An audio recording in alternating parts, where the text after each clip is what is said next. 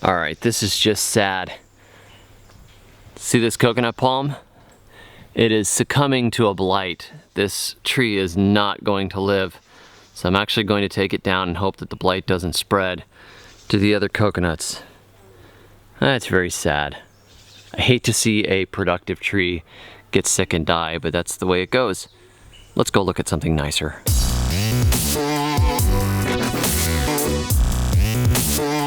I'd say it's about time for a little update from the garden beds here.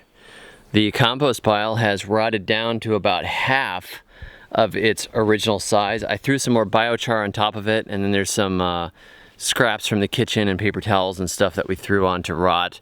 I could really come back and put another 3 or 4 layers on it, which I might do because it's really cooked down quite a bit over the last week or 2 weeks, I guess, since I did it. If you want to see how I made this compost pile and how easy it was, you can go back and see the video on it. This bed here has been cleared. My wife did this one just a few days ago, and it has been planted with okra, which should be coming up very soon. This bed right here has a volunteer pumpkin of some sort in it that I haven't decided if I'm going to let live. I'm probably want to plant something else because the pumpkins take up a lot of space. And speaking of pumpkins, these are a really bumpy, crazy pumpkin, kind of like Bob the pumpkin that I saved, and they are doing well. None of them got taken by cutworms. These are the ones that I planted, some in a can and some not, and we'll see how they do. They haven't put any female blooms on yet, and I keep rotating them back through this bed because I know eventually they're gonna bust out and take over this whole area, but you know, for now, that's what we have. This is a Seminole pumpkin from my original large fruited Seminole pumpkin line, which about, you know, we're talking like 12 to 14 pound pumpkins, which is huge for a Seminole pumpkin.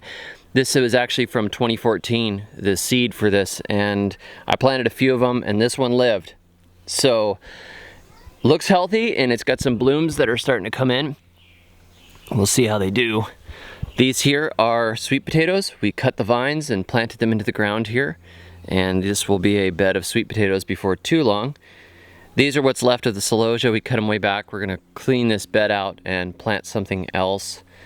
All right, let's come over here and look at the last bit. These are a mixed race of Seminole pumpkins. They've been crossed with different Seminole pumpkins and some tropical pumpkins. They're looking really good, but I've got to come in and thin them out. If you know anything about the way Seminole pumpkins grow, you know this is a really bad idea to plant them in a tiny bed and expect that they're not going to eat this entire area. But I don't like to do anything in a normal, rational, safe way, so I just threw them in here because it was open ground. That's what's cooking in the gardens right now. There's more coming soon. I had some corn planted in here, but the mice dug it all up and ate it, so that's what we have. Thanks for watching. Be sure to like and subscribe and catch me on the web at thesurvivalgardener.com. And until next time, may your thumbs always be green. I got poison eating loofah, cause I was too stupid to stop eating when the bitterness hit my dang tongue. My bell got rung, my gut got stung. I needed some Tums cause it burned my bum, but now my garden's fine, it's video time. This footage as I take you around, shaky like some rolling ground, like I handed the camera to a rum drunk who was sousing. Blame Dave 2000 if it's looking bad on your phone or your iPod. It's not your screen, I just need a better tripod. But even if my video is looking like rot, at least I can end with some quality hip-hop. Every single time, except about half the times when I don't, y'all. Southside, near the equatorial region.